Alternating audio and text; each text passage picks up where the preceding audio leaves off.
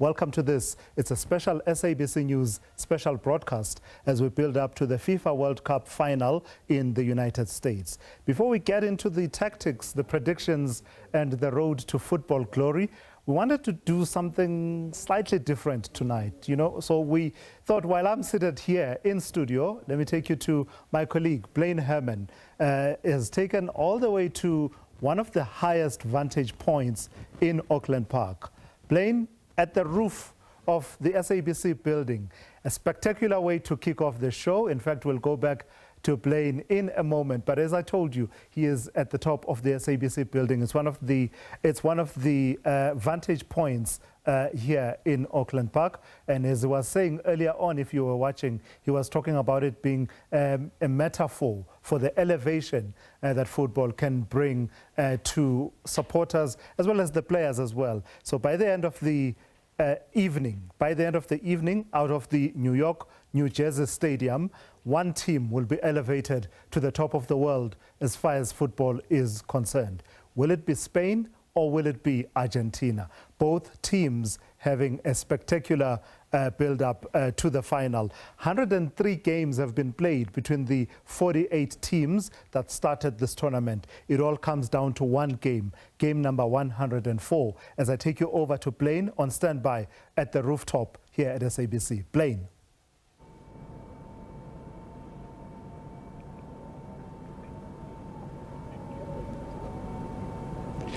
To us, we're live from the SABC rooftop. We're taking it to new heights, as I explained a little earlier on in our build-up to the FIFA World Cup final happening in New Jersey.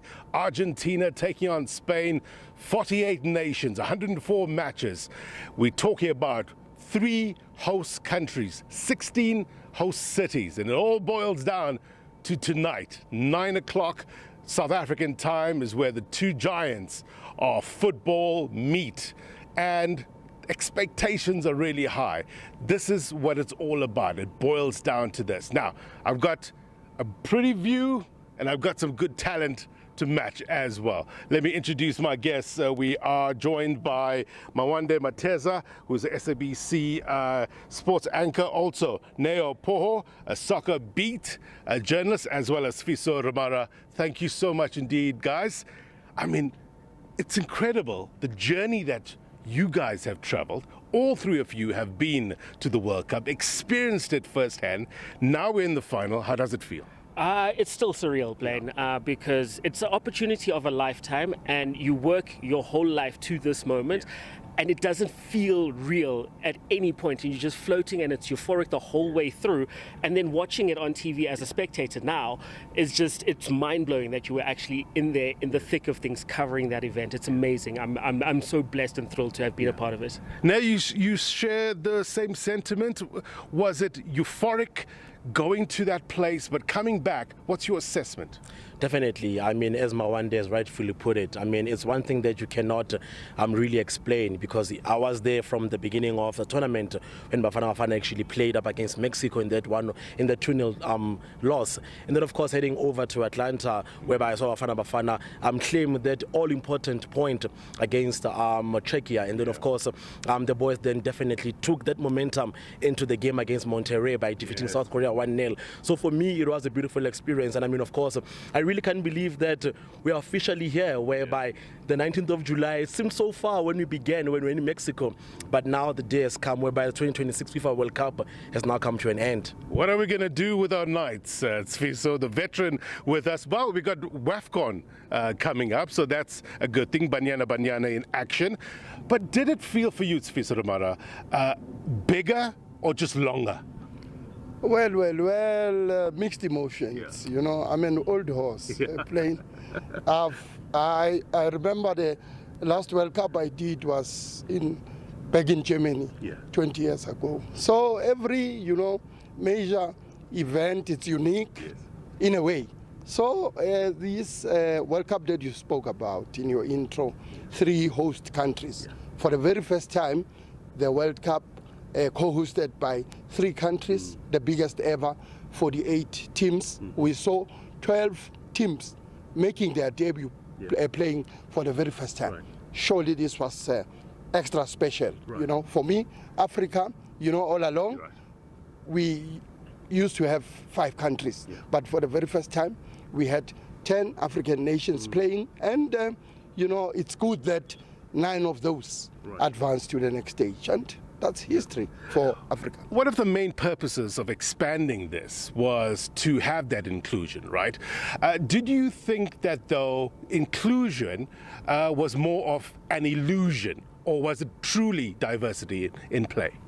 Well, you know, there are, you know, clashing views with regards to the expansion of the World Cup. Some people are saying the quality, you know, has dropped because you including every Tom, Dick and Harry to play in the tournament. Remember what the Italian coach said, Gattuso, not happy that Africa had so many teams going to the event. But at the same time, Blaine, you know, having a country like Cape Verde, Cape Verde, we saw they were making their World Cup debut, but having pushed Argentina, the defending world champions, the way they did, I mean, the world was not going to witness that if this World Cup was not expanded. That was one of the countries that really stood out, isn't it, Neo? What were some of the moments that you thought possibly TV didn't do justice enough? I mean, of course, you speak about the Cape Verde, you know, historic run. I was at their game, the opening game against Spain, by the way, when they held Spain to that 0-0 draw. And just answering your question, it is how then the fans, because I got an opportunity after the game to literally be at the heart of the fans, to talk to them at the center, to say, you guys are celebrating as if you guys have won the World Cup. And they said to me, no, you don't understand. It's our first time at the World Cup. We're playing against Spain. A lot of people have doubted us. And I mean, of course, we have now managed to hold Spain, the 2010 FIFA World Cup champions, to a 0-0 draw. And I mean, of course, we all saw how Vecino also just definitely, you know, from that game, he's now talk of town. But also another highlighting moment for me was when Bafana qualified for that round of 32. For the very first time, of course, witnessing Bafana into the knockout phase of a major FIFA World Cup tournament. I mean, of course, the behind the scenes, I actually got to speak to Tapelo Maseko during the mix zone, and he said to me, Neo, this is so special for us because leading up to the game, we all said to coach, we're going to do it for you. Leading up to the game, we all said, coach, Tebo Mokoena is not here, but we'll fight for you, we'll fight for Tebo Mokoena. And that's what we saw Bafana do against South Korea in Monterrey. The traveling, though, I mean, 3 host cities, or nations, countries, 16 host cities. Did that work? What's the talk behind the scenes? It was a bit of a nightmare, Blaine, because now within those 3 countries, you're also skipping time zones, and now you've got shift in times, and the flights between 2 American cities, for instance, are incredibly long. So you've got 5 hours between Atlanta and Mexico City for that game for Bafana. And sometimes the players will say, and the coaches will say, that the travel doesn't affect them and it's just part of the game. But it really does, because it takes away from your ability to recover quickly, it takes away from training time, it takes away from quite a bit. The fans will enjoy it because you get to see a lot more of the 3 countries if you want, if that's what you were there for, to experience everything culturally and the sights and the sounds and everything like that. But ideally, it isn't the sort of thing that you would want. One country with one time zone where everything is fixed and you know what's going to be happening from every single vantage point, from every single angle, is probably the most ideal way to host a FIFA World Cup. Having said that, though, somehow the United States, Canada and Mexico managed to make this World Cup a success. There was controversies both on the field and off the field. Visa issues, etc., right? Did that come into high focus? What was the talk in the camp? Do you know, I keep saying this about FIFA, is that they have this core product which has the ability to make everybody else forget all of the headlines. We were all scared before in the lead up to the World Cup, with all the headlines, with Omar Atan not being allowed to officiate because he's from Somalia, with teams getting searched in a very invasive way at the airport, and for fans not being allowed visas or not being given visas and the like. But somehow, when the football took center stage on the 11th of June, when that match between Mexico and Bafana started, or took place rather, everything else started to fade away. And fans, not to say that fans are forgetful, people know what injustice is, people know what unfairness is. However, when the best of humanity comes together at an event like the World Cup. And when all of that came together, when all of the stars showed up on the pitch and were producing incredible performances, everything else started to fade away. They're still there. Those issues will still be there. Gianni Infantino, the FIFA president, will still have questions to answer after the World Cup. But like I say, FIFA has a core product that somehow magically manages to keep football at its center. What about the talk, Neo, of trying to expand it now even further to over 60 nations? Sure. Of course, this is another concern, and there's been mixed emotions around it. I mean, considering the fact that it has now expanded to the number that it is now 60 again. I think it's something that FIFA will have to sit down, of course, with the football federations to sort of discuss if it does definitely apply, how will it then work around. And also, you look at the advantages as well as disadvantages that maybe this might also just come into play, having expanded to 60 national countries. Yeah. So what story do you feel of the tournament wasn't told enough? Well, if you look at the World Cup 2026, 3 co-host nations, like going back to the point that Mawande said, FIFA, although, this was, we can't say it was like a perfect, tournament. There were issues, like you said, on and off the pitch. But USA, remember, they hosted this event back in 1994. And it was a big success. If you look at this particular World Cup, in terms of attendance figures, for instance, 90% of the games were full. There were empty seats. I mean, people raised their concerns to say games were not sold out, but the attendance was, 90%. All the venues were 90% full. I mean, you look at the broadcast figures. They say it's twice if you combine. In fact, it exceeds both whatever that you saw in 2018 in Russia and in Qatar. The USA, Canada and Mexico, surely they put a very good and successful tournament together. It was pretty warm there, but was it necessary to have the hydration breaks? Well, that's another talking point. People are saying, it slows down the game. You can imagine after 25 minutes, then you've got the water break, and it's not only in one half, but both halves. It's too much. So I don't know. I mean, things like that, they have to look at them. But people obviously were complaining about high temperatures, and we cannot run away from that. Maybe, well, in terms of the research that they did, and doctors, sports science, surely that's the advice they got before the World Cup started. But things like that, we have to relook at them. What do you think about that, I mean, of course, I have to go back to what Coach Hugo Bruce said. It is not really necessary. You look at the stadiums as well. I was at Atlanta Stadium. The stadium was not really that hot as well, and it really just breaks down momentum, because if a team is literally just on a very good momentum and then after 25 minutes there's a water break, that slows the game down, and that really demotivates the team that was literally just at the edge of maybe getting a goal, or maybe just a big opportunity coming through. So for me, not really that necessary. We're going to talk more about this in studio in a short while, but let's flesh out some of the dynamics of tonight. Argentina and Spain, deserved finalists? 100%. I know people will not be happy with the path that Argentina took to come here, or to come this far to this particular stage. But one thing that they did do is pull rabbits out of hats when it mattered the most. You saw it in the semi-final against England. You saw that 3-goal blitz against Egypt in the round of 16. You saw it in the quarterfinals as well, that Argentina somehow managed to get the job done. And Spain have been incredibly good at getting about their business very quietly, without being spectacular, without Lamine Yamal being at his absolute best.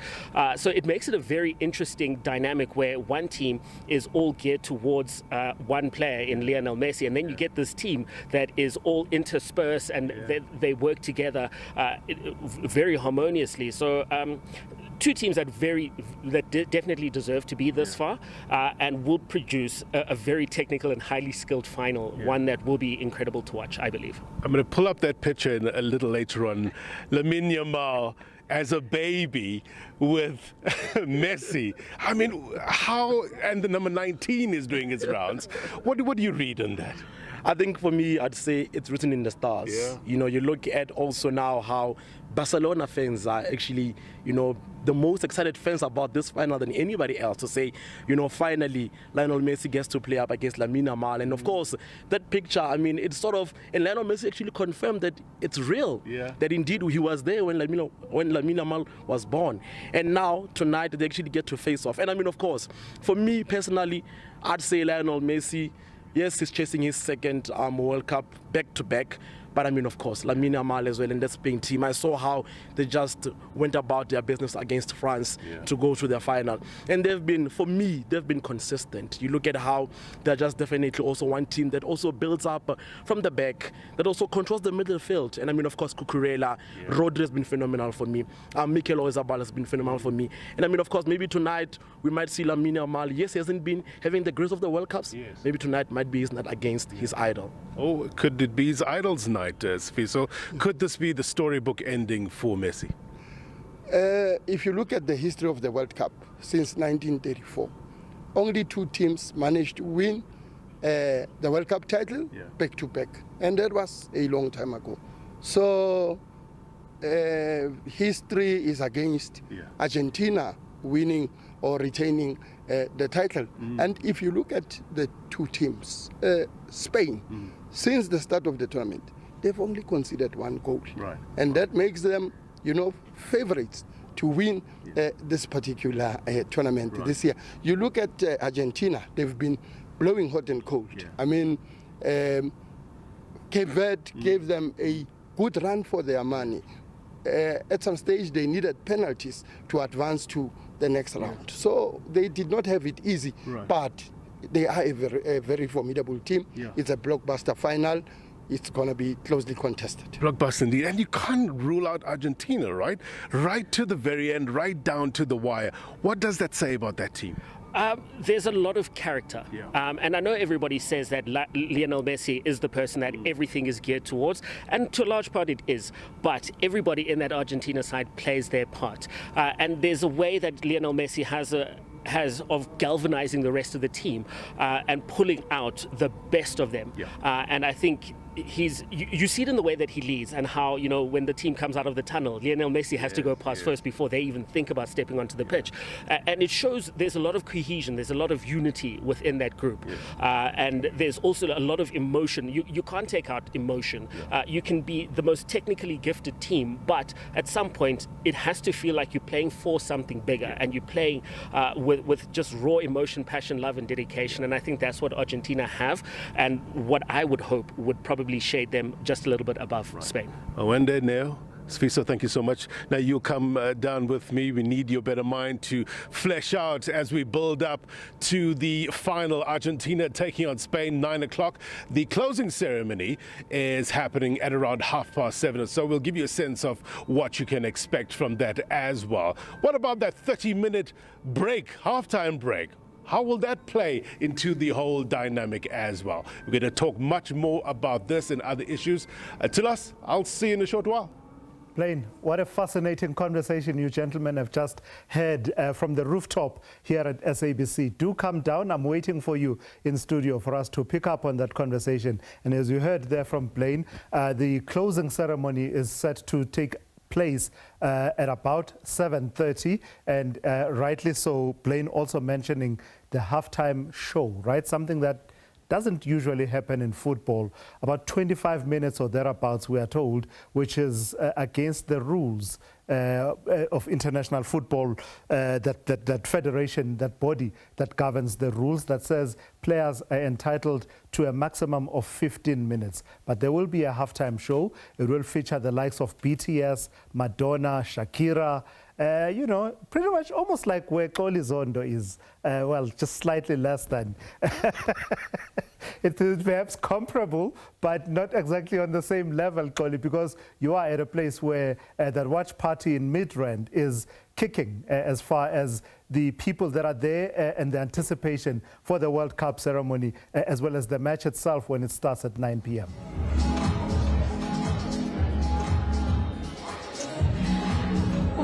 Tulas, it's just a little shy of what the halftime show is going to be. We don't have the likes of Justin Bieber, Shakira that are here, but definitely lots of legends and our own superstars that will be performing, like, the likes of Zingumalo. And of course, the great thing about that halftime show is that it's not going to be the 30-minute duration that many people thought it would be. It's actually going to be around 17 minutes. So at least in terms of the players, those muscles will not be cold. They won't need an extra warm-up coming into that second half. Of course, as you rightly put it, 9 p.m., the kickoff of this grand and epic final between Argentina and Spain. And I've managed to rope in the former Chiefs and Bafana winger, Umandla Masango, who's here with me just to unpack this tournament that was the very first time that we had 48 teams. We saw how the African teams also fared. If you were just to have this eagle's eye view on this tournament, how would you say it unfolded? Was it a successful staging in the Americas?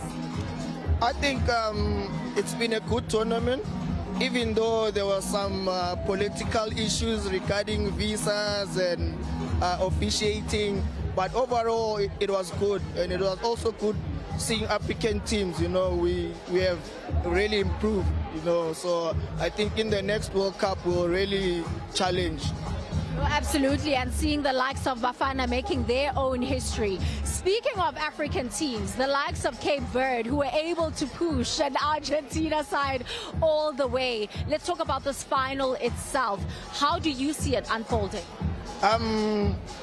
First of all, I think Argentina has the edge. They have the experience. They've won it and they've been in finals.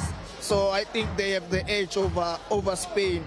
But Spain, with their philosophy, from generation to generation, it's so nice to watch them, And I think Messi deserves it so that he can retire in peace. You speak about this generation of Spanish players that really have been doing well, European champions currently, but this is the first time in 16 years that they find themselves in the final, so it's been a long time coming. I think football is a process, it's not an overnight success. If you can check their success, they won the Nations Cup, they won the Euros, so they've been building towards that. And they have the same identical players or similar, If you take out Iniesta, there was Pedri on the line. If you take out Xavi, there's Gavi. So they have their own DNA, which is so marvelous to watch. A lot of countries can learn a thing or two from them. And what we've seen in this World Cup as well is that the defense of Argentina has been breached quite a number of times. The likes of Emi Martinez, who we thought would have a number of clean sheets, just wasn't able to. I think they have a very solid team, They've been playing together for a very long time. So hence I said they have the advantage. And seeing them coming back on numerous occasions where they were 1-0 down and they fought back. And, with the Messi factor, I think, we will never see a player like Messi in our lifetime. Absolutely. He's also vying for the golden boot. And, when you look at this Argentina side, they're also trying to make history for themselves in terms of winning it back-to-back. The last time that happened was Brazil, 1962. What do they then have to take advantage of when you look at the Spanish team that will make them win this once again? I think, first of all, they must try and press high, so that they don't allow the Spanish team to get on the ball, because once they start from the back and they build up, it's difficult to regain possession. So for them, they, like I said, they have the Messi factor, and there's also Alvarez. I think he's also been brilliant, and the guys at the back, they've been really outstanding, and they have that cup pedigree. So they just need to go and do it for the Argentinian people. And of course, the Spanish side only conceding once against Belgium. They really have been impressive. I mean, even after that France team, so disciplined, so tactical. like I said, they have the philosophy to keep the ball. They are a possession-based team. So if you allow them time and space on the ball, they will really hurt you, you know. And they've got young players. You look at Lamil, like, he's fearless, you know, he's been outstanding, even though he hasn't scored yet.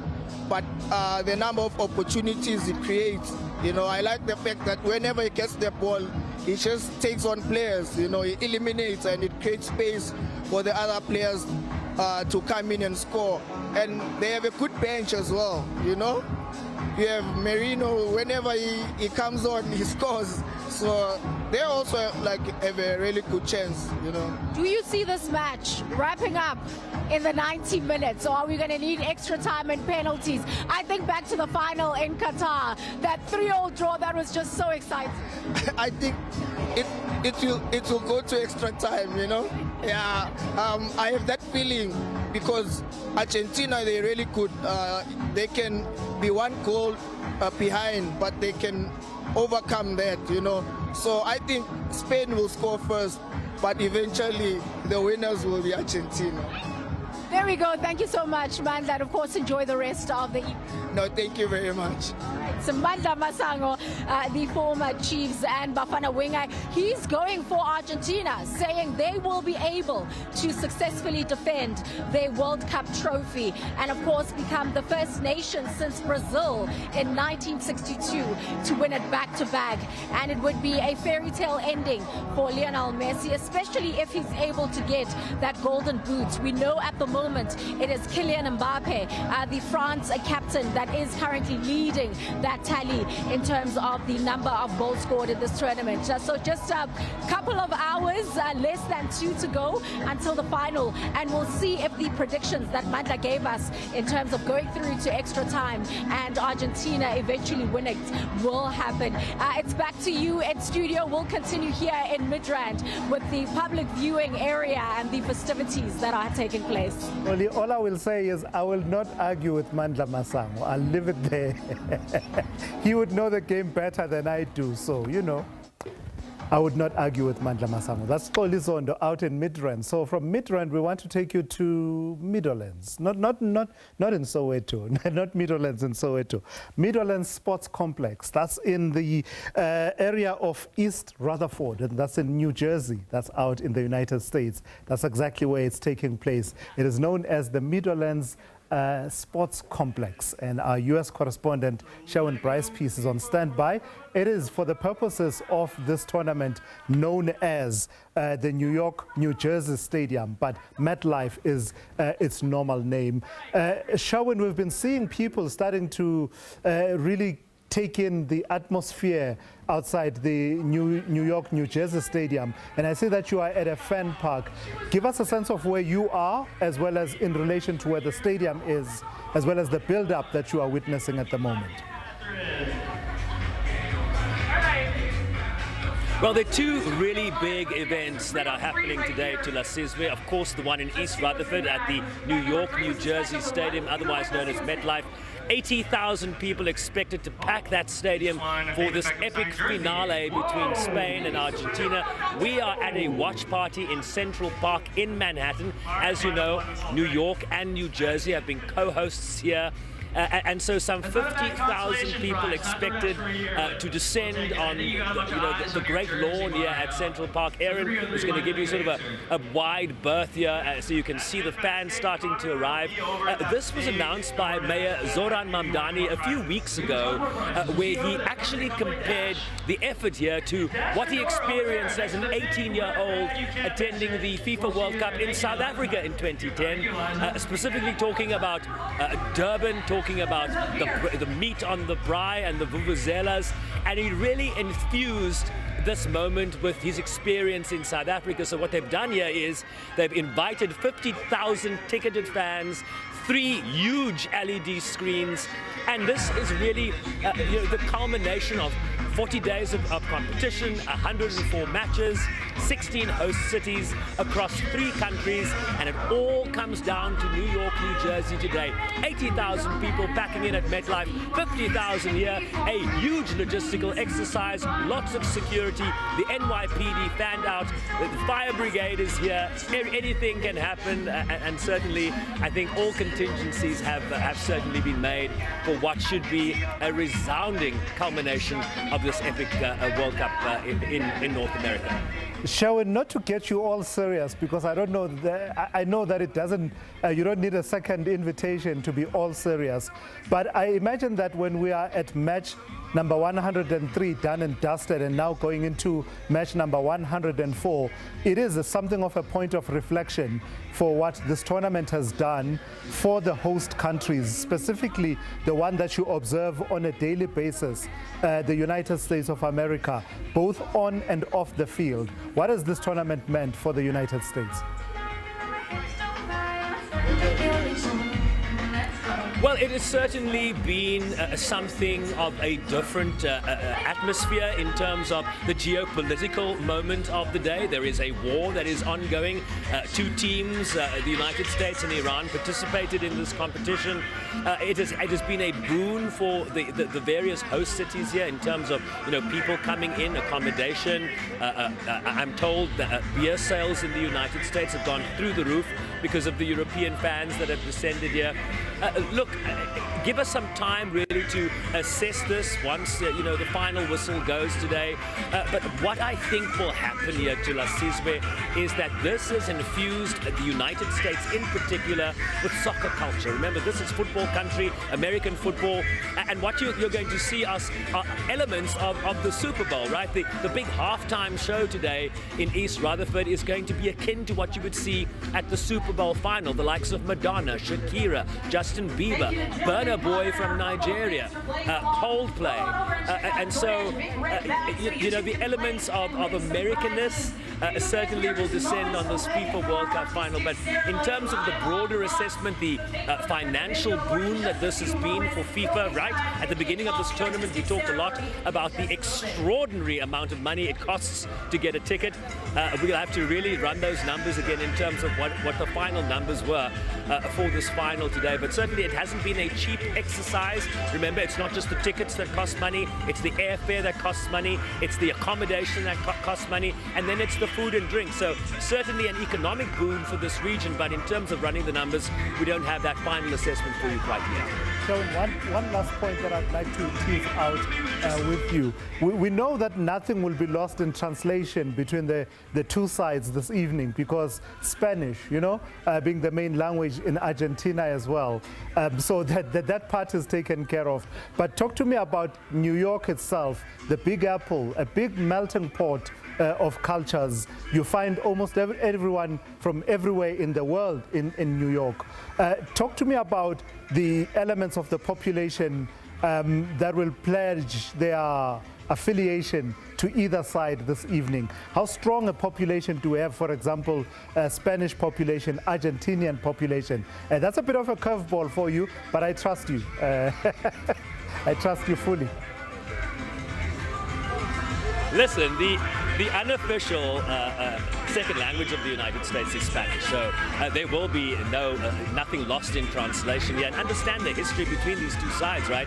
One was the colonizer and the other was colonized. So maybe there's history that will play itself out. Maybe there's some gripes that might play themselves out on the pitch. But I see a lot of Argentinian fans behind me. I don't know if they've come from Argentina or if they are just locals. Lots of Argentinian fans, lots of Spanish fans, but I think the Argentinians are in the majority here. Look, I mean, this is a melting pot, and I think what you're seeing today is not necessarily, a gathering here or perhaps at East Rutherford at MetLife, in terms of this is your favorite team and this is why you're coming. I think this is just the culmination of what has been an epic event here in the United States. And I think, here in Central Park, you're going to see a cross-culture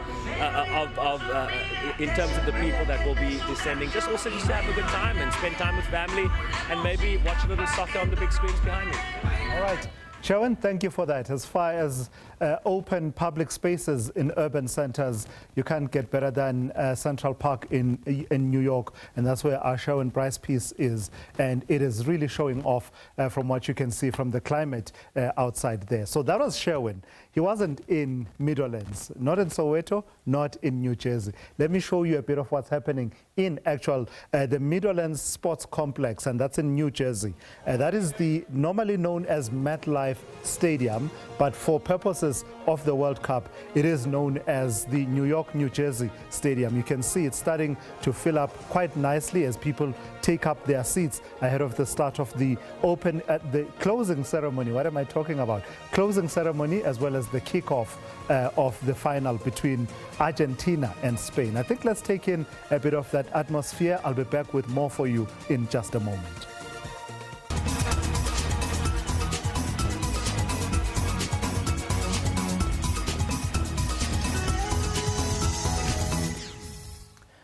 Hey, welcome back to this special broadcast. SABC News building up to the kickoff at 9 p.m. the FIFA World Cup.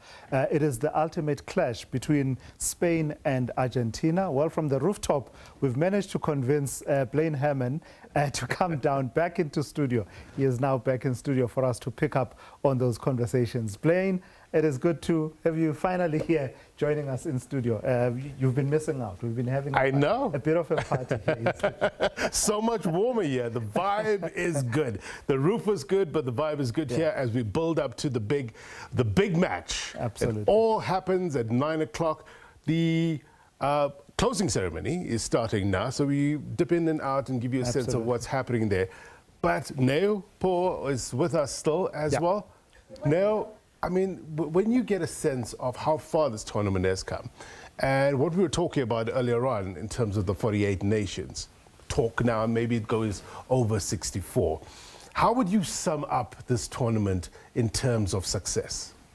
I think it has been a very successful tournament, and I would definitely base that on three things. One, the countries have really stepped up, you know, the nations that have been playing here.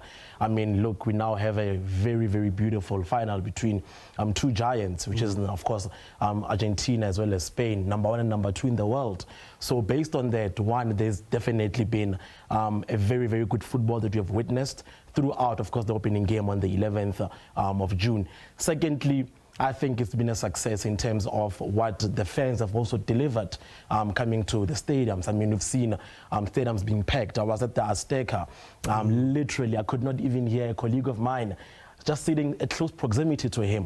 That is how much, you know, Mexico fans just came and brought life into the Azteca Stadium. And then, I mean, of course, three, I think really, to be fair to FIFA has really done well in terms of other things, logistics. For me, as a journalist that I was there, it was very seamless for me to go to press conferences, to match days, to media days.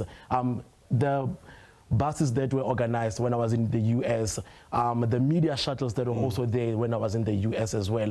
A quite seamless run for me to be able to navigate and also work very effectively as a journalist. So on those three bases, I think it's been a success. So that's an interesting experience that Neo is sharing, right? Because sitting on this side of the world, it's not a natural experience we would have expected you to have, certainly on the United States side of things. It brings me back, Blaine, to a point that Mawande made while you guys were chatting on the rooftop about how the FIFA product manages to redeem FIFA, even in the face of controversies. I agree with you 100%, Neo, that on the footballing front, it has really delivered. I mean, there was a point where I was just so annoyed with all the controversies. The Somali referee that was not allowed to go in the United States, the whole issue around the Iranian players needing to fly into the country on the day of their match and fly out immediately thereafter. But I reached that point when that red card, I against the US player was issued. Yes. And Donald Trump then called Gianni Infantino. I was ready to call it quits and say I'm done, but I couldn't peel myself away. The football kept reeling me back. Yeah, it's so interesting, and especially that, you know, I know you touched on this with Sean a little earlier on in terms of the seriousness of some of these issues, but we have to talk about the politics of this as well and how it comes together with the Spanish Prime Minister, Pedro Sanchez. We're told reportedly will be at the stadium, but the Argentinian president, Javier Milei, won't, apparently for superstitious reasons.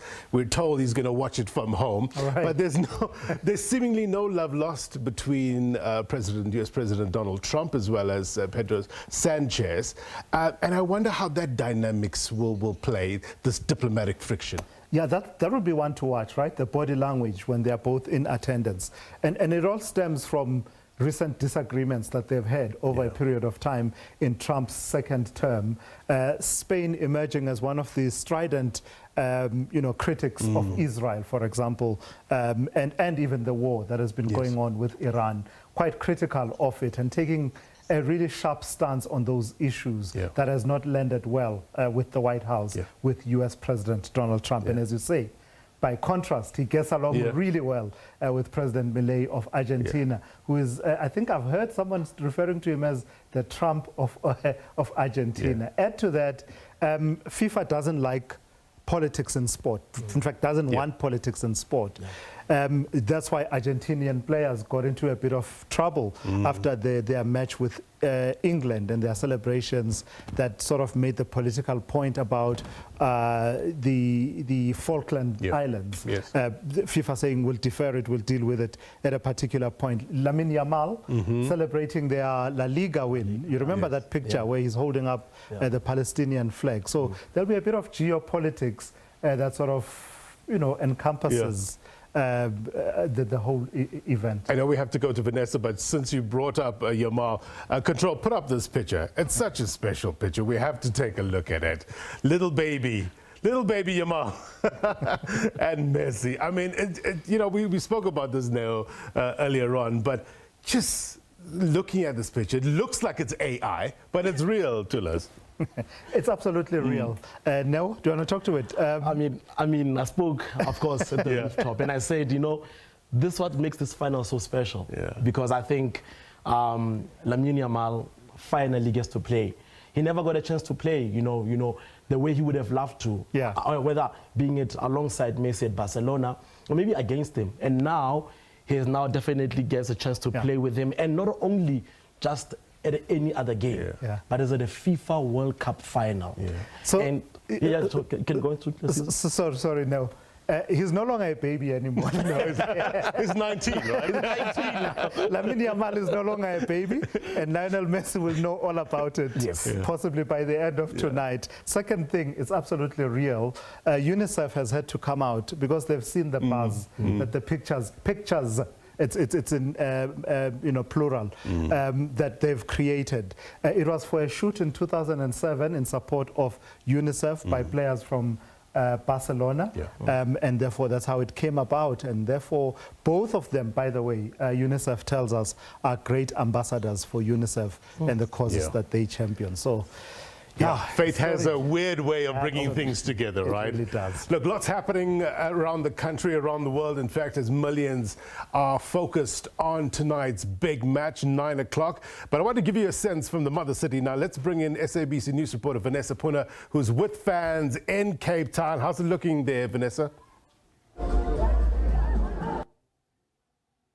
Tell you something, they always say that life is lifing, but here at McDonald's in Greenpoint, the gees is absolutely geesing. We've got some people from various walks of life, supporters on both. Yeah, it's a pity. We'll try to re-establish the connection with Vanessa in a short while. Yes, no doubt.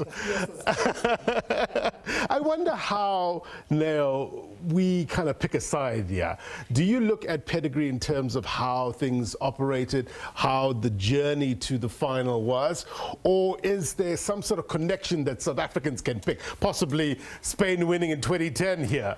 Possibly Spain winning in 2010, but also I do know know for a fact that a lot of Lionel Messi fans in South Africa will be saying that Messi, can he just win this final so that he can officially end the debate between him and Cristiano Ronaldo. Yeah. And I think I'm a bit conflicted, by the way, when it comes to that conversation, because I'd love for Spain to win, and for obvious reasons why. Because I don't want to, wake up tomorrow with all the Argentine fans on my phone saying, we told you. But I mean, of course, you look at how Spain has sort of came into this final. They are the only side that has only conceded one goal throughout the whole tournament. But also, on the contrast, Argentina are the only team that has also won every single game in this tournament. They won all their 3 group stage games, last 32, last 16, quarterfinal, semi-final, and now the final. So this means that they come into this final against Spain as the only team to sort of be, undefeated. Yes, Spain are also undefeated, but they had a draw against Cape Verde. Yeah. And you look at how within a space of 2 weeks, starting from the last 32 until the semi-finals, how Argentina has sort of managed to definitely show that indeed they are the world champions. I'm going to refer back to the game against Egypt. They were 2-0 down. In the 78th minute, 2-1. In the 83rd minute, 2-2. And just when you thought the game was going to go to extra time, then they definitely, threw in the sucker punch. You look at the game against the Cape Verde, where everybody thought that indeed Cape Verde now will definitely, finally Argentina will be knocked out. But you look at how the players also play all together as one. And I've seen how they also play for Lionel Messi. One thing that I've seen for me is that the unity within the team and how they just definitely go all out for Lionel Messi. I'm also reminded of the game against England just about a couple of days ago, whereby England were leading 1-0. And in that moment, everybody thought truly now England will eliminate Argentina. You look at how when De Paul came through from the bench, you look at how when Lautaro Martinez came through from the bench, eventually, of course, scoring that winning goal with assist by Messi. And this goes to show that indeed resilience has been the nature of the game for Argentina, but also moreover, the team spirit, the unity within the team, that has won it for Argentina, and that's why they're now at the final. Yep, no doubt. Let's try Vanessa Puno one more time. I understand she's back with us live from the mother city, Cape Town. Vanessa, good to touch base with you. Talk to us more about the Gees. Indeed, I was saying to you just now that the Gees is definitely Geesing here at McDonald's in Greenpoint. This, of course, is where the SABC television, radio, sport is collaborating with McDonald's to bring the 2026 FIFA World Cup to fans. And of course, I don't know whether you can hear behind me, the music is blaring, lots of activities with an hour and 10 minutes before that all-important kickoff, bringing some of the fans.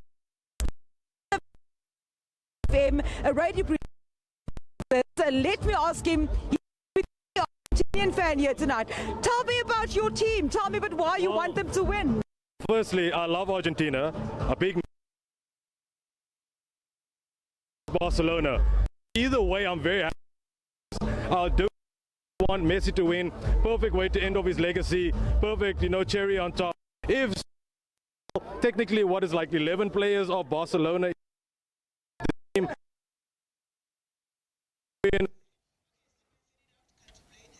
It's a pity, but we got the gist, right? We got the gist about the Gees.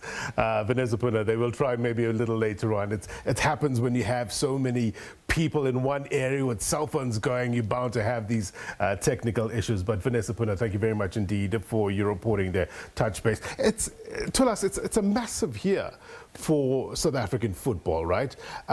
We've got Banyana going to at WAFCON starting soon. Bafana doing well in terms of knockout. I wonder what does that say for the future of football in this country? Look, the big question, the first big question to be answered is what happens with the coach, right, going forward. I've heard all sorts of reporting, and I think Neo will settle it for us about who's in the running to follow from Hugo Broos, and how do we maintain the momentum that's clearly there, whether you track all the way from the last Africa Cup of Nations, the one where we finished third in terms of, and it was the highest we had finished at an AFCON in a very long time, to the qualifiers that we've played, to how well Banyana has been doing, how well Sundowns has been doing, Orlando Pirates has been doing. We're certainly on the up. How do we maintain the momentum such that next time when we go back to the World Cup, the story is different and we go all the way maybe to the last 16. Yeah. I think also what we just also need to consider, which is a very big factor for us, especially when it comes to the coach issue, it is the quick turnaround between the World Cup and the AFCON qualifiers. The AFCON qualifiers are coming up in September, and the AFCON is next year in Pamoja, Kenya, Uganda, as well as Tanzania. So, I mean, of course, SAFA are definitely about to hold a meeting with Coach Hugo Broos. They confirmed when they arrived at the airport, Dr. Danny Jordan, literally saying that they're yet to talk to Coach. And we have seen, of course, a lot of, you know, allegations, reports that the coach has stepped down, but also SAFA again coming back to say the coach hasn't stepped down. And I think that is primarily because of what I just said earlier on, that there's a very quick turnaround between now the guys are back from the World Cup and the AFCON qualifiers are about to start in September.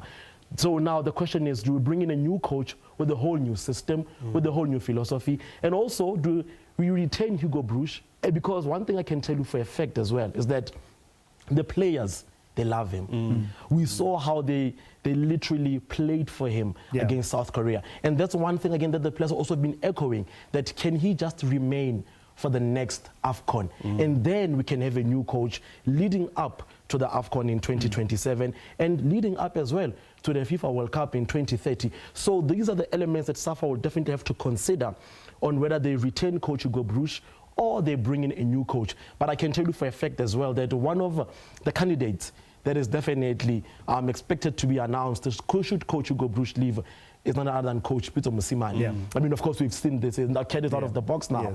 And for me, again, that's another stepping stone for SAFA. And as far as, do we bring in Coach Peter Mosimane? We all know what Peter Mosimane brings. We all know from the last time when he was a Bafana coach to what he is now. A total different coach with a whole lot of experience. So the AFCON 2027, well, the AFCON next year rather, is literally the biggest issue that SAFA needs to consider on should we retain Hugo Broos or we bring in Peter Mosimane. All right. Blaine, I believe that my time is up, yeah? Are you done? I've had fun, but... We'll try to ask the producers to keep it a little longer. I need to get going No, 100%. so I can catch the match at home. Thank you, though, for keeping me around and letting me share in some of what's been happening. In fact, that's where I leave it for tonight. But Blaine will continue, as we say, with the build-up to the final. This year's World Cup has had some moments that it has shown us. We thought we'd put them together and show them back to you as I say goodbye. Cheers.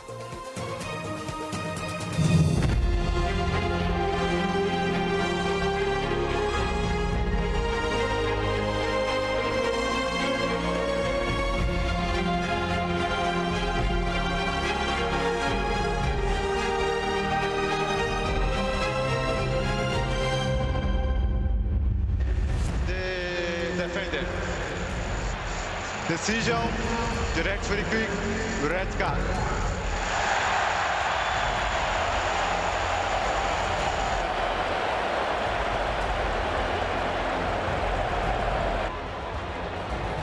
Walk away in ahead.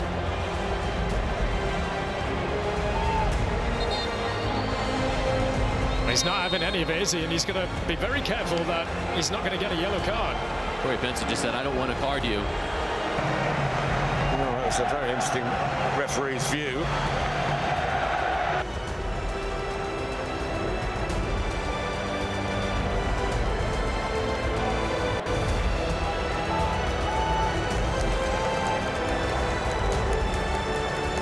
There's Santos, there's Guimaraes. Oh, and he's knocked out Paquetá with that one.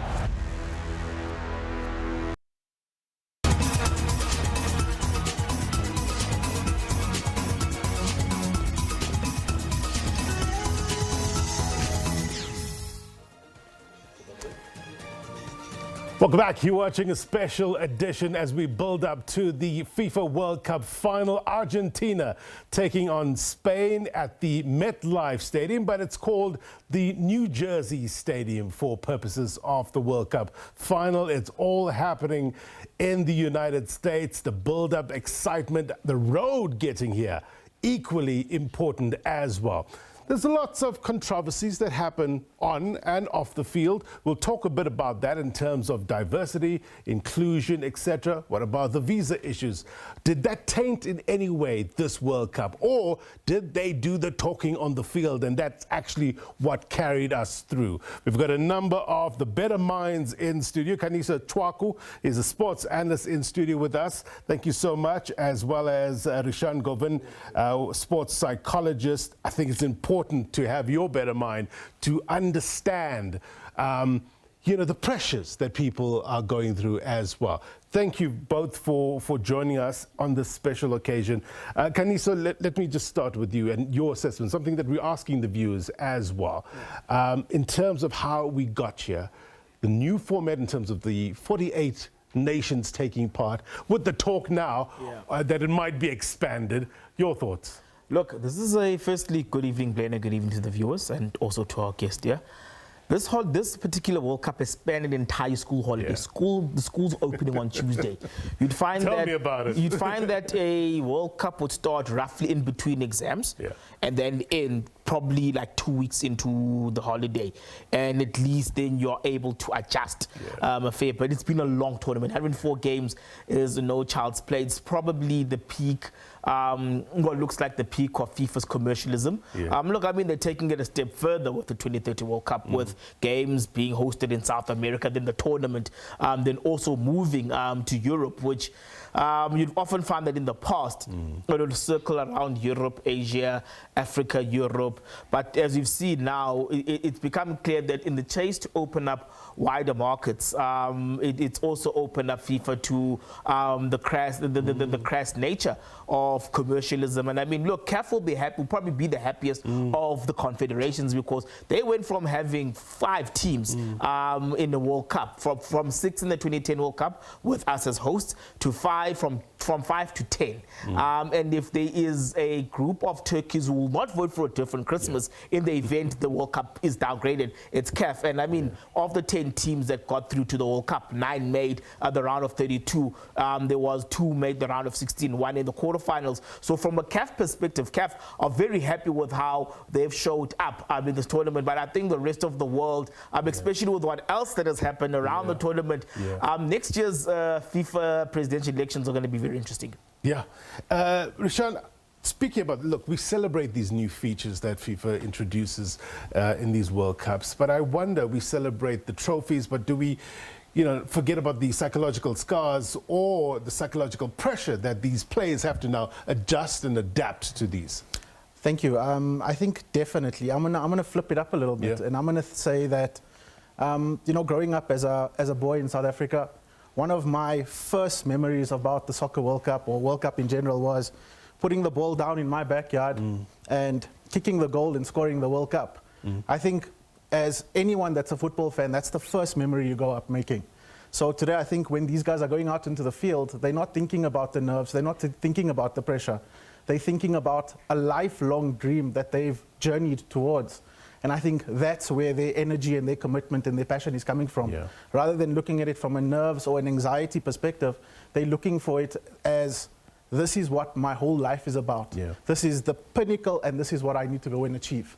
And that's where I would look at it in terms of, none of these players are playing in their first World Cup final, or lots of them are, but a lot of them are there to go and achieve a dream, and this is their dream, and this is the platform where they go and make a name for themselves. And I think that's the way they would be looking at in terms of themselves.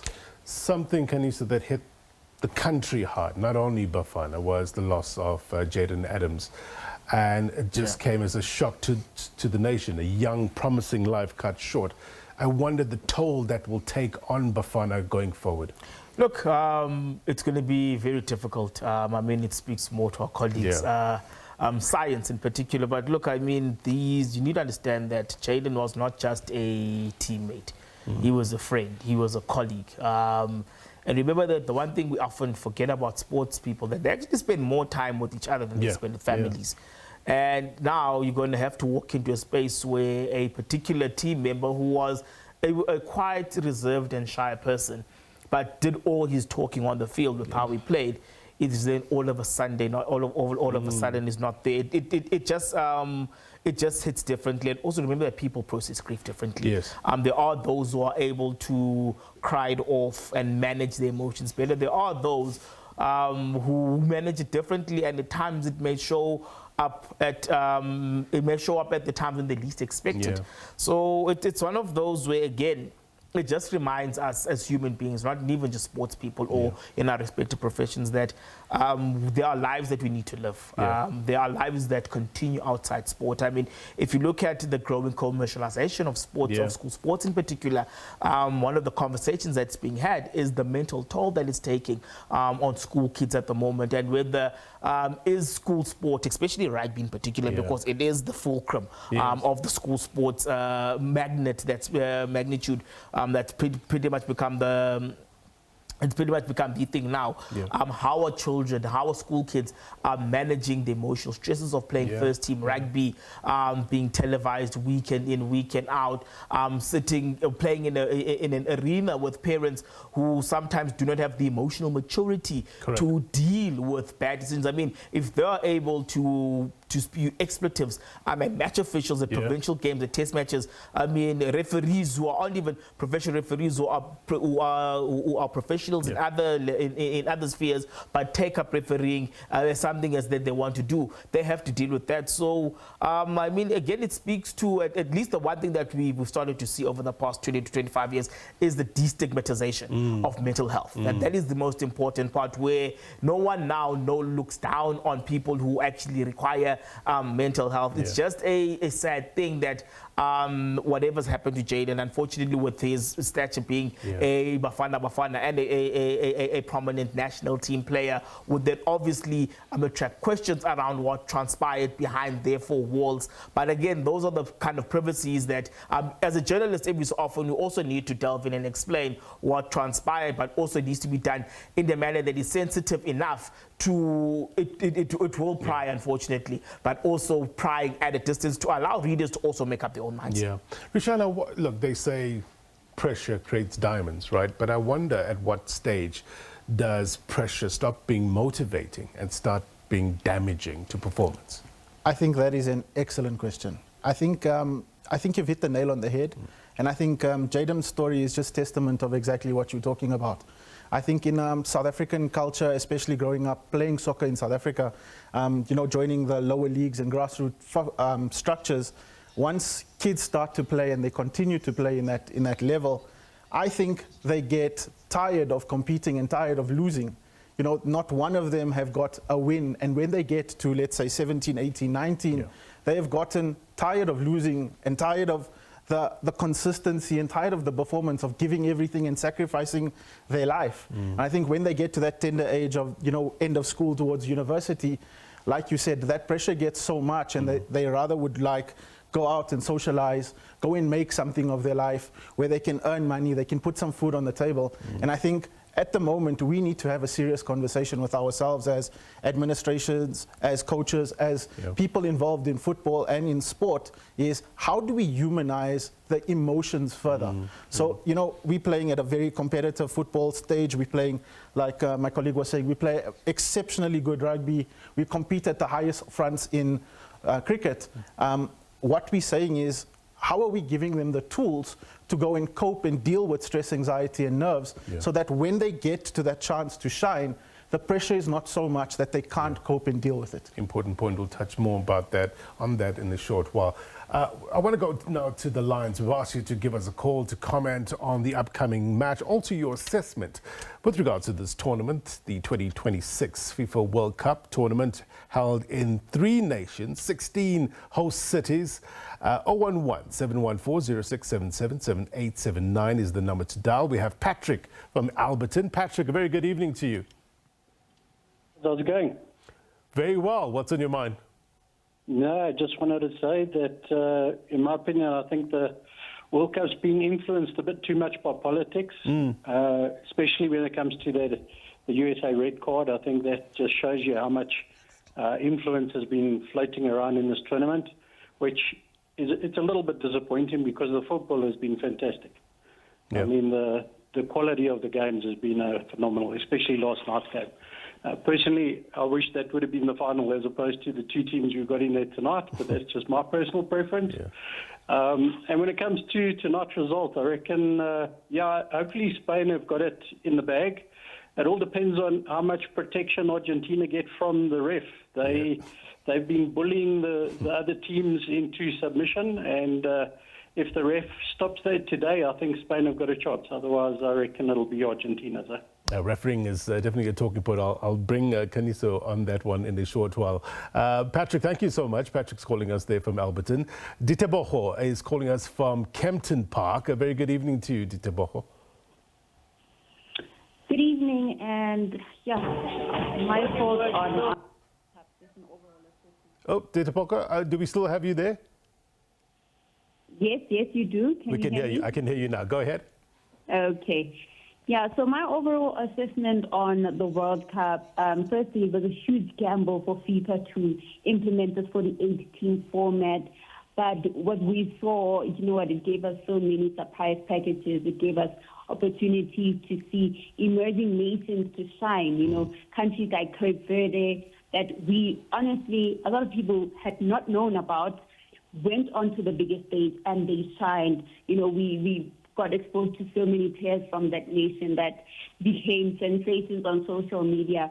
But it gave us so many beautiful stories in terms of, reducing the gaps between the biggest nations and the emerging nations. It's basically showing us, even us from an African perspective, that the gap between our football and the elite is really getting closer. It's being reduced smaller and as time goes, And it was such an entertaining World Cup from the round of 32 all the way down to the finals. And I will say Argentina, how they have managed to get where they are, and Messi carrying the team as much as he did was honestly mind-blowing, but it's something that it's going to be talked about for all time. Yeah. Any particular or favorite moment for you? My favorite moment, I don't want to be biased and talk about Bafana, can I? Yeah, you can. Go on. I'd like to mention the Bafana beating South Korea. What that did for us as South Africans locally. I mean, we were celebrating like we won the actual World Cup. So creating history by going through to the round of 32, getting out of the group stages for the first time. Honestly, that is one of my favorite moments, something that I will cherish even going into, the future. Thank you so much indeed for that call. Rishaan, I mean, what does a moment like that do? In the scheme of things, it might look a bit small, but South Africa progressing for the first time to the knockout stages. Does that carry over for years to come, or is it just in that box? 100%. I think, for so long we have been striving to make it out of the group stages. I remember 1998 World Cup being eliminated, 2010 being eliminated, and then waiting another 16 years for our shot again. I wasn't as hopeful as everyone else going into the competition about our chances. But I think what the boys showed is they showed that immaterial of what, we as South Africans have got grit and we have got resilience in bags.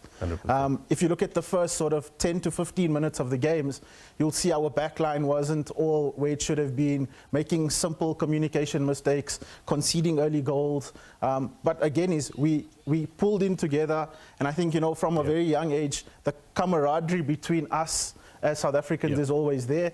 And no matter what we do, we stand together and we fight for the badge, and I think we'll see that being done. I think as long as we are looking after the boys that are coming in the future, we have a lot of transferable factors that can move in and encourage the next round of players. Yeah, 100%. Let's continue our crisscrossing the country to various watch parties. I want to bring in my colleague, Koli Zondo. She's live for us in Midrand. Koli, the vibe where you are. Talk to us. Blaine, it is absolutely electric. Everyone is just in high spirits. Less than 45 minutes to go till kickoff. Argentina up against Spain. It is the defending world champions taking on the European champions, and it really does promise to be an epic final. Now, of course, in terms of some of the celebrities that are here, we do have football legends that are also gracing us. And of course, I speak of the former Chiefs and Bafana goalkeeper and now sport analyst on the SABC, Itumeleng Khune, who joins me this evening just to dissect this tournament and of course this final that's on our hands. Khune, thank you so much for making time for us. An expanded tournament, 48 teams. What do you make of the staging of this World Cup in the Americas? Good evening, colleague. Good evening to the viewers at home. So far, so good. I've been very impressed. It has taken forever because of 48 teams instead of 32 that we are used to. But we are very happy to be part of the history that was made by FIFA for deciding to even open 5 more spots for African teams. So African teams have really represented Africa at the highest stage, and we are happy to say we are Africans, and they've given tough teams like your Spain, your Argentina. They didn't have it easy. I can only relate to a game against Spain versus Cape Verde. They made us proud, and that's all I can say about African teams, that they've really made us proud. Absolutely, because they gave a great account of themselves, you know, reaching the round of 32, seeing the likes of Morocco progress to the quarters. I want us now to focus on this big final, you know, when you have the defending champions taking on the European champions, Spain. What do you think are some of the weak points when you look at both of these teams where they can really capitalize on that? Spain is a tough nut to crack. They are very good in all positions. They even have a strong bench. But I'm putting my last money on Argentina to win 2026 FIFA World Cup because they've done it before. They've beaten France. France was my favorite for this year's edition. But again, they disappointed. But I've always said it's either France, Spain, or Argentina is going to lift the trophy. And I wasn't wrong. France is gone. Argentina and Spain are still in it. They are going head-to-head tonight. And I can say Argentina has the experience to take it home. But Spain has great talent. And we might see Yamal beating his idol in Lionel Messi in tonight's final. So there's a lot that we are expecting and that we are looking forward to. I find it so interesting, Khune, that you speak about an Argentina that will go all the way, because when you look at the tournament itself, Spain defensively have been great. And of course, as a goalkeeper yourself, you know, understanding the importance of clean sheets, you know, and how, you know, the defense is really so important in winning you games as well. Definitely, Koli. They say defense win you championships. And I've been very impressed about Unai Simon, the Spanish goalkeeper. He has kept 5, if not 6 clean sheets, and he only conceded 1 goal. And I'm really impressed because I'm the former goalkeeper, and I would also feel proud when someone else does well in a tournament of that magnitude. He has really done well for his country.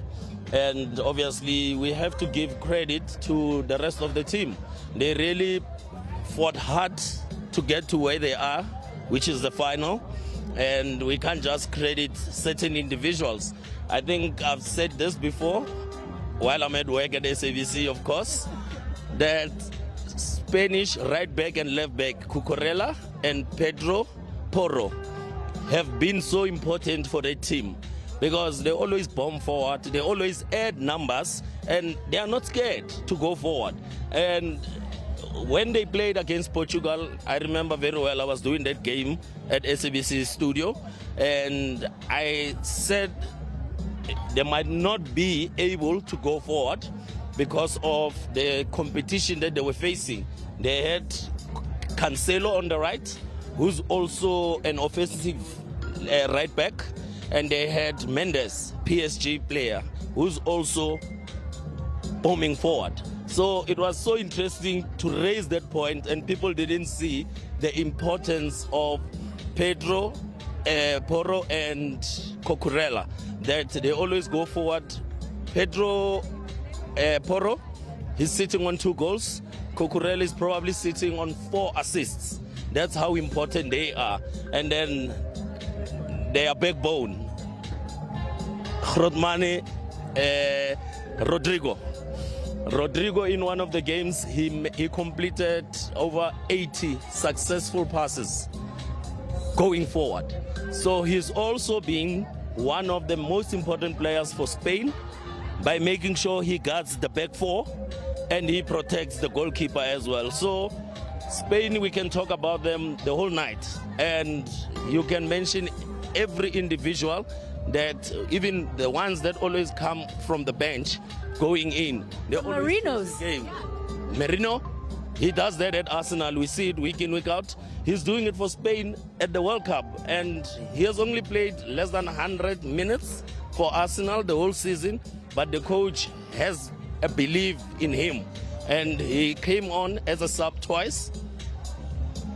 He scored those most important goals. So Spain, you can talk about them from starting 11 to the bench, even the ones at the stands.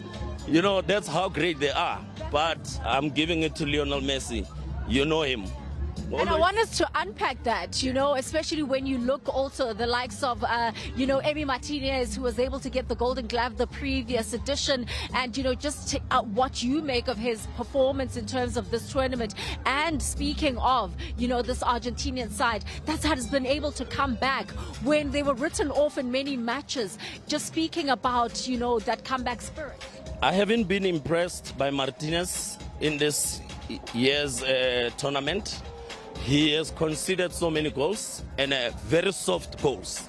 So it's just that he's got great players around him, and they were able to cover that up by making sure they win matches of football.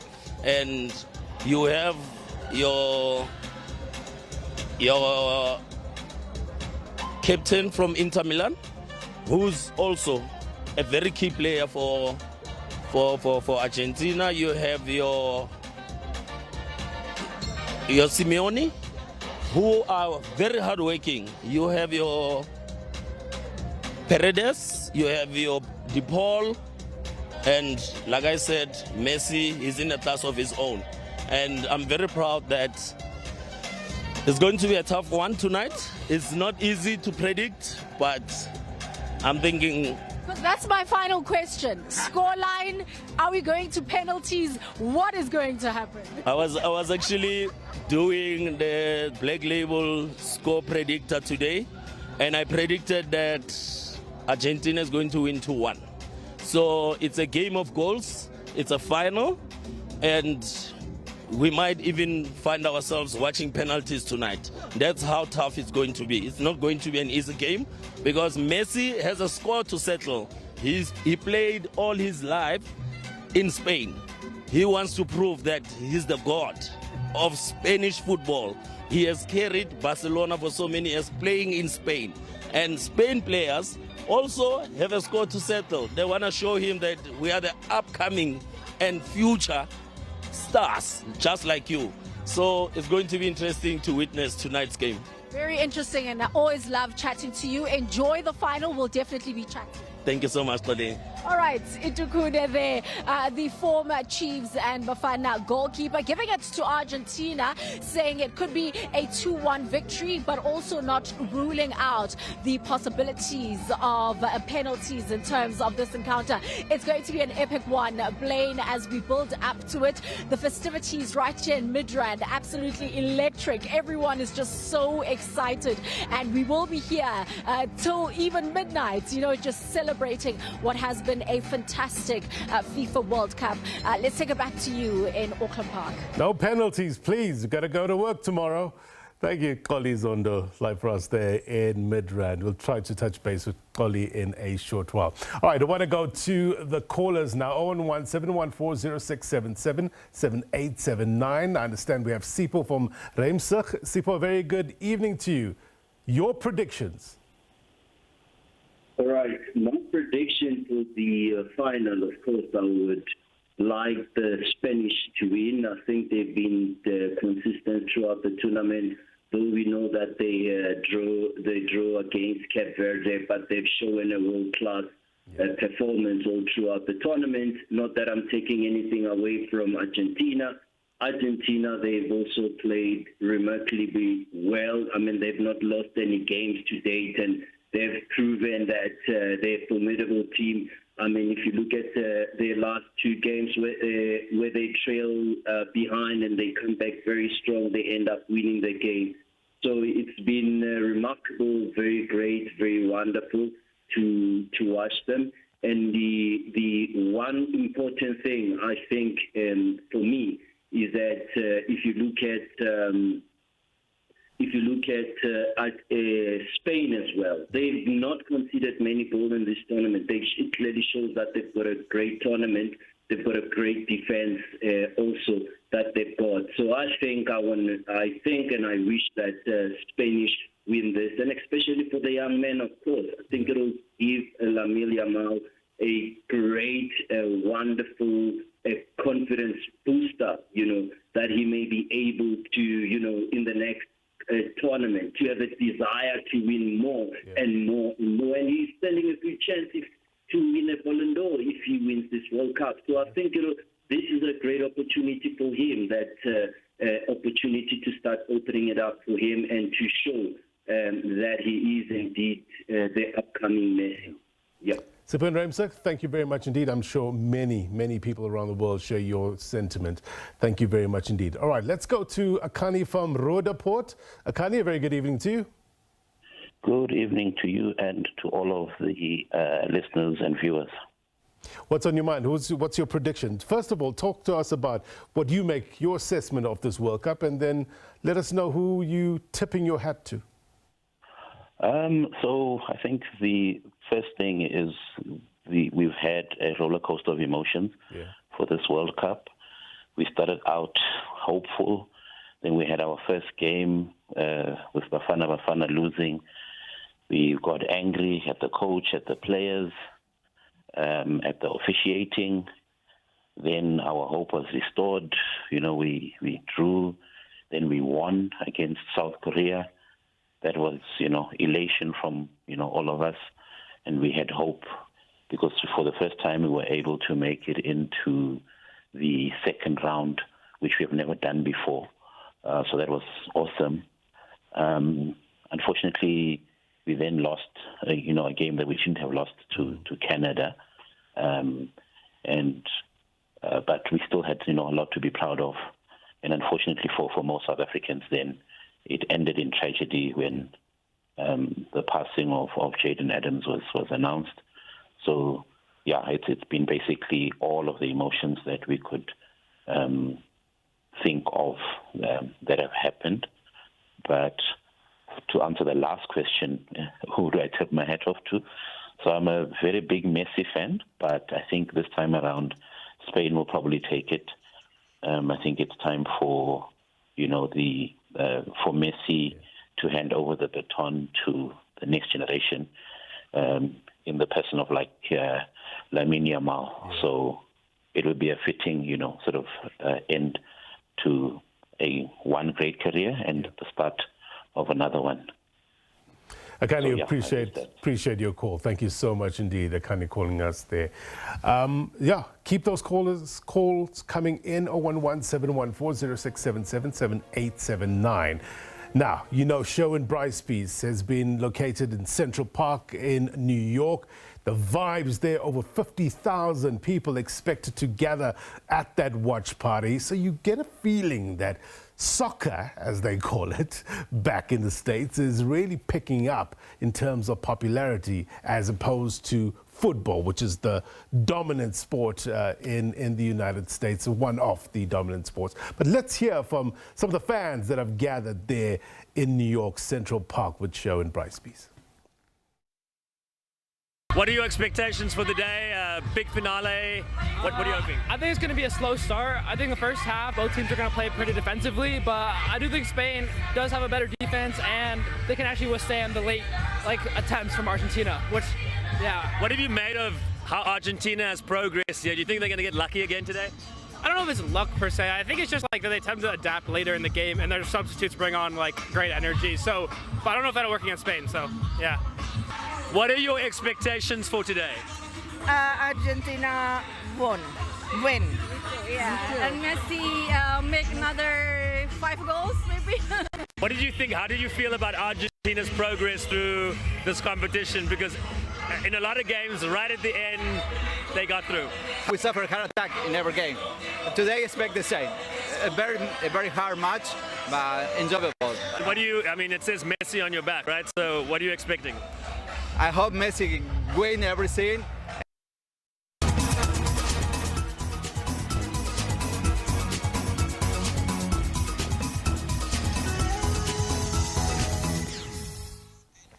Welcome back. You're watching our special coverage in the build-up to the final. Argentina taking on Spain at the New Jersey Stadium in the United States of America. Packed, over 80,000 fans gathered, and I can see it in the corner of my eye. It's a big, big build-up to it. Lots of excitement.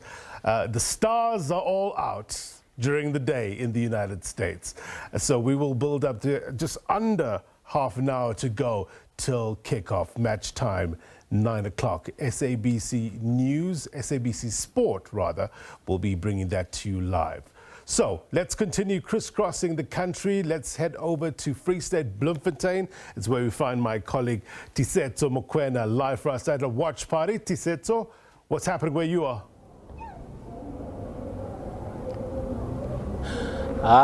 Blaine, good evening to you and good evening to SABC viewers. We are at Limo Green Park. It is in Bloemfontein and the expectation is high. We are only about 25 minutes, 23 minutes or so before the kickoff of the World Cup. We've been traversing all around Free State, making sure that we give all the South Africans all the happenings, all the watch parties. Now we are at the end of it all. And the expectation is high, like I mentioned, like the people in Bloemfontein want to see the best match for this evening. But I want to take South Africa and South Africans a bit back. I have next to me Jayden. He is a resident here in Bloemfontein in Heidedal. We are in Heidedal. The location is called Heidedal. And I just want to find out from you, when we look back at the World Cup and look at Bafana, we're still feeling a bit of like South Africa should have done better, but they did better because they made history. How did you see Bafana performing? Just looking back a bit. Okay. So Bafana played very, very well. For them to make it to the 32. Top 32. It was an amazing achievement. It's a record. History's been made. But I do feel that the nerves got the better of them. So what I know in life, the more you do something, the better you get at it. So hopefully the next World Cup will make it to the round of 16 or even further. Now let's look at your experience in terms of the whole World Cup. How was it like? For me, it was an exciting World Cup. We saw stadium filled up. This evening, you see the stadiums also filled up. How was your experience of the whole World Cup?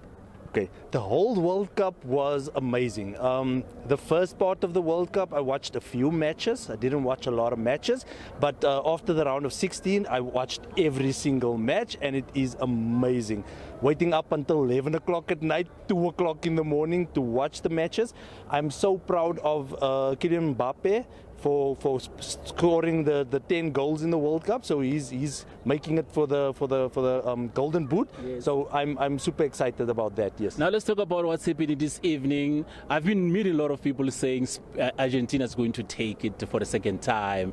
I'm getting a bit tired, so you might help me. I hope you are a Spain fan. Do you think that Spain will do better? No, I love Messi, but I really feel that Spain should win this World Cup. I strongly believe that because they are the better team, they are better than Argentina for me. So I definitely think that they will win the World Cup. Who do you think is going to make a difference? Despite the obvious, we know that you're going to talk about Yamal, but who do you think is going to make a difference? We had Rodri in the middle of the park. Who do you think is going to make a difference? All of them. All of them. Thank you very much. Blaine, just a view from Galen here in Bloemfontein, and I mean, like I've always been saying, that we'll keep watch and we'll probably get back to you and give you more of what's happening in Bloemfontein. But for now, it is back to you. Thank you so much indeed, Tisetso there, Mokoena, live for us in Bloemfontein. Appreciate your reporting, sir.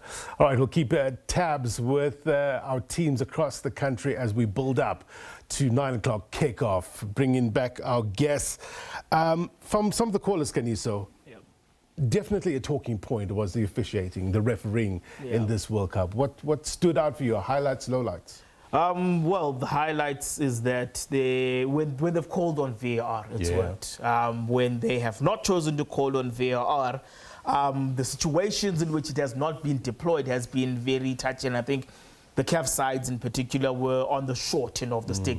Teams who played against Argentina have been on the short end of the stick. I mean, the Slovenian match official, Slavko Vincic, he's going to be under the highest of scrutiny, considering the fact that the feeling exists and there have been, you can't even call it plausible theories. It's been seen that Argentina have been the recipients of some very benevolent officiating through the tournament. I mean, you go back to the opening game where Themba Zwane, for example, was rightfully sent off, but unfortunately the punishment didn't fit the crime. Yet in that same match week, Lionel Messi in Argentina's opening game with a clear stand-up challenge, there's no VAR referral.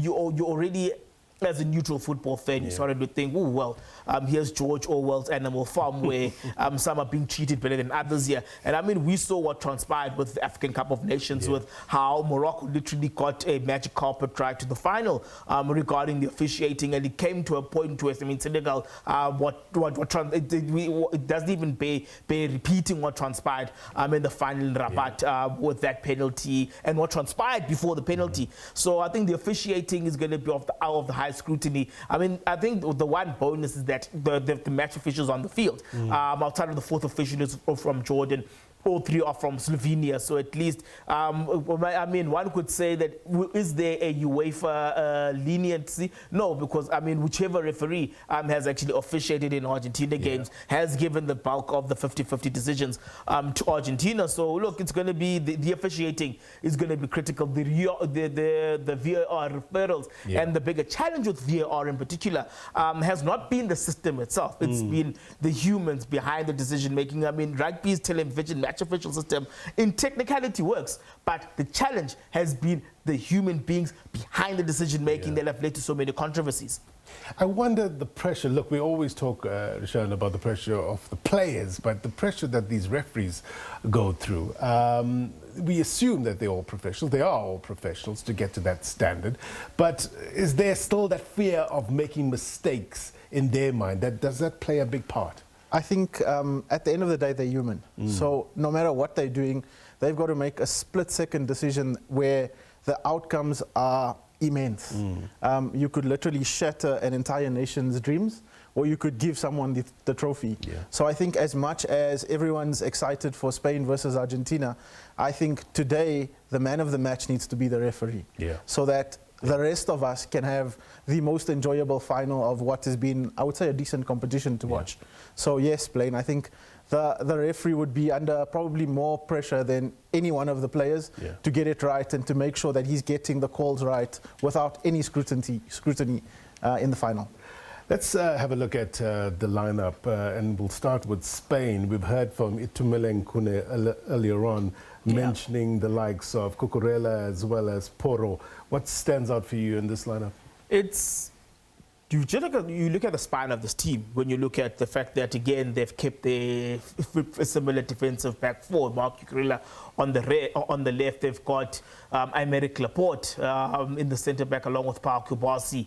They've also got Pedro Porro. Pedro Porro played a significant role in the French game, in particular. Him and Pau Kubasi played a very key role in keeping Kylian Mbappe quiet. As Itu rightly said, Rodri is the heartbeat of that team. Again, it goes back to the importance of having a multi-skilled central defensive midfielder, because, I mean, there's that season when Rodri was not available for Man United, for Man City, sorry about that, and they absolutely came apart as a team. So, I mean, look at Spain. They have been a magnificently put together collective sum of their parts.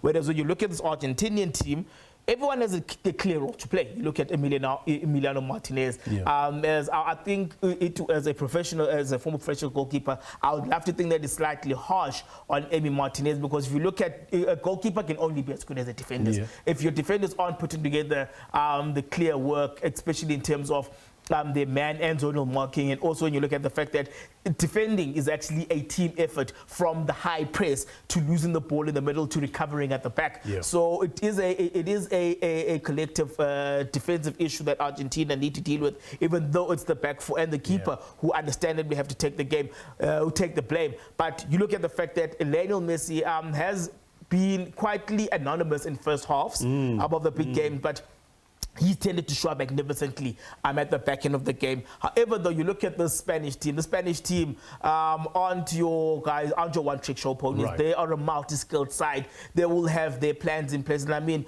it could be easy to narrow this battle down to Lamine Yamal versus Lionel Messi. But if you look at the all-round quality that Spain has, they are able to hold the game, play to their tactical specifications, but also have their own game breakers. Whereas you often feel, especially with what we've seen with Argentina, especially in the last 20 minutes, they've been able to introduce their game breakers. But I think Spain is a far more shrewd team to be drawn into what England were drawn to, where as soon as England felt that they were a goal up, and then they celebrated Jed Spence's tackle, where I felt to borrow from Bongi Bonambi in Chasing the Sun, where they celebrated with plastic energy, because the game was not won. You can celebrate a small moment, but there's still so much time in the game. I think Spain, from just a mental perspective, from a technical perspective, they aren't going to fall into the same traps, into the same late traps that have entrapped other teams that Argentina have beaten en route to the final.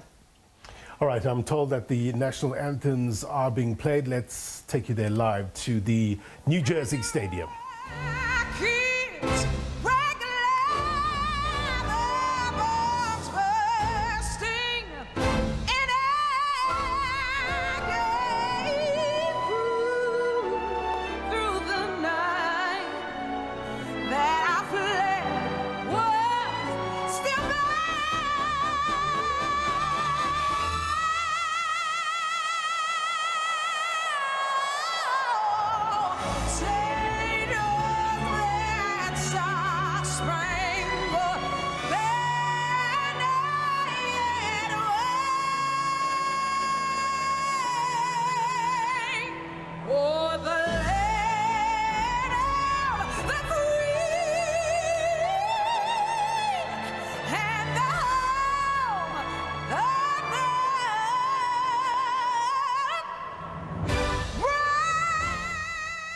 Full-throated rendition there in the United States of the anthems. The match is about to start in about 13 minutes or so as we build up to the spectacular, one of football's biggest nights in the United States, New Jersey, MetLife Stadium. Over 80,000 people gathered there, and you can feel it. It's palpable. I want to continue with regards to where we left off in terms of Lamine Yamal. Rishaan, he hasn't had he's the edge of your seat kind of player, right? But he hasn't had the best tournament of late. But I wonder, does a final unlock something psychologically in a player like him? Definitely. I think he's someone that wants the limelight. He doesn't shy away with it. He wants to take on the responsibility and he wants to stand head and shoulders and be accountable for the person that puts the ball in the net, back of the net. And I think, you know, you look at the way he plays for Barcelona, he's the main center of attraction. In this Spanish team, I think they go for unity, they go for togetherness, and they go for something where they're not putting him always in that limelight. They might be protecting him a little bit, finding him space for when he's able to make that lethal play, he can do it. And 9 out of 10 times he will take his chance. I think today's going to be can go either way. I think he's got to dig deep and definitely try his best. Yeah. You know, we spoke about this a bit earlier on with regards to Jayden Adams and, you know, from the highs of Bafana's World Cup campaign to the sadness that has gripped South African football following the passing of Jayden Adams. I want you to have a look at this montage compiled by our producer Radzilani Nevondo.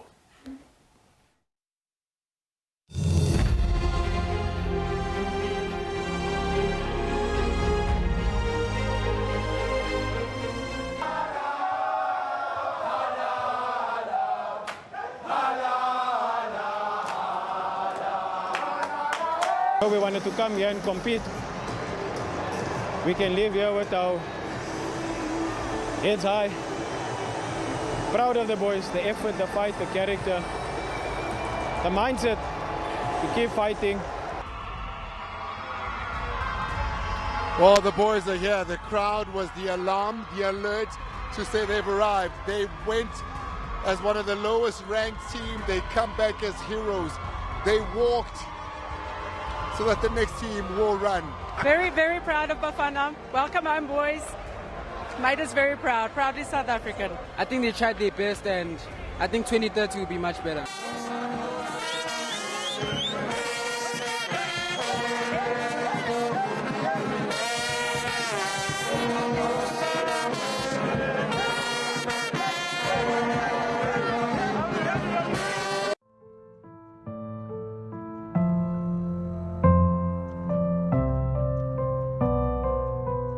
South African football has been rocked by the sudden passing of promising Bafana Bafana and Mamelodi Sundowns talent Jayden Adams. The midfielder, who recently represented South Africa at the FIFA World Cup in the Americas, showcasing his talents on football's biggest stage, was just 25 years old. We will have a moment of silence for Jayden Adams, who played for South Africa at this World Cup, but was tragically died at the age of 25.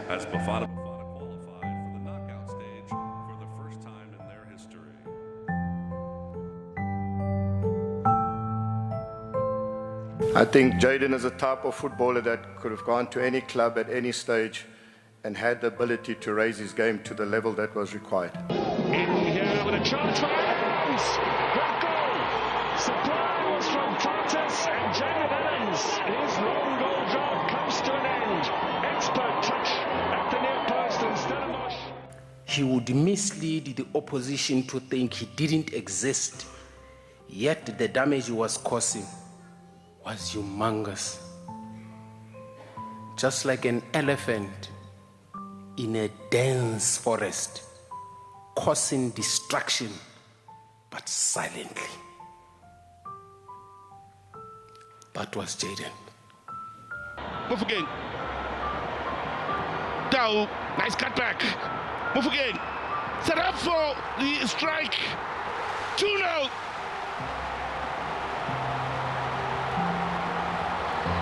Oh, they're opening now, the floodgates.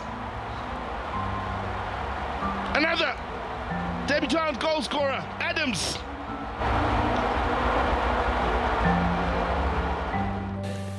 This Jayden had a special ability, a gift that he could give to the nation and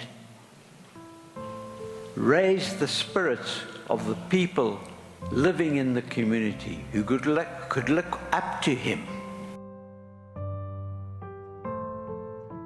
Jayden, fly high with the angels. We will continue keeping your legacy alive. Rusach my masakin.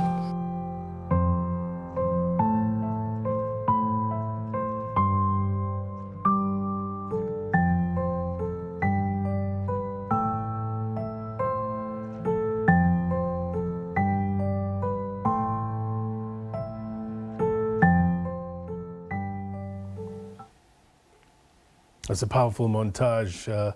Young talent, life cut way too short before his time. But we thank our producer Rosalani for that montage. Puts it to perspective, gentlemen. Final thoughts. What would this World Cup be remembered for? Political interference. A level of political interference that FIFA will not be able to back out of. The countries will have looked at how Gianni Infantino kowtowed to Donald Trump, and whoever replaces him, if he does get outvoted in next year's elections. But FIFA have always prided themselves as an organization that's been able to stray further than a country's politics and the geopolitics. But this is a World Cup where FIFA, absolutely, to quote one of my colleagues in Jabulo Ngidi, lost its soul. And I cannot see them regaining it, especially with how the political and power dynamics in the world are changing. Yeah. Rishaan, lessons learned from the mental game perspective? I think, firstly, I think it's been a really awesome journey with the inclusion of the 48 teams. Yeah. I think we have lifted the bar tremendously in terms of level of competition. You know, where minnows are competing against world leaders. Yeah. Cape Verde Island beating Spain. France, favorites to win the World Cup, going home because they did not commit on the day. They didn't bring their best and they got sent home. And I think that is what we want the competition to aspire to. We want the best players to play under the best conditions against the best opposition, so we get to see the best football being played. And I think for me, as long as FIFA can abide to that and raise the level without the interferences off the field and let the football do the talking, that's what we want. Yeah. Gentlemen, thank you very much indeed for your perspective on the moment, on the matters at hand. We really appreciate Khanyiso Tshwaku, as well as sports psychologist Rishaan Govind. Appreciate your time. All right, let's bring you some visuals now. The man of the moment was on your screen, Messi, Lamine Yamal. It is all about these two for now. As the game kicks off in about 5 minutes, that's how we say goodbye. Thank you so much indeed for your time. Thank you for watching. Enjoy the match. Keep it locked on to SABC News as well. We'll bring you all the latest news as and when it happens. I'll see you next week. Take care. Bye-bye.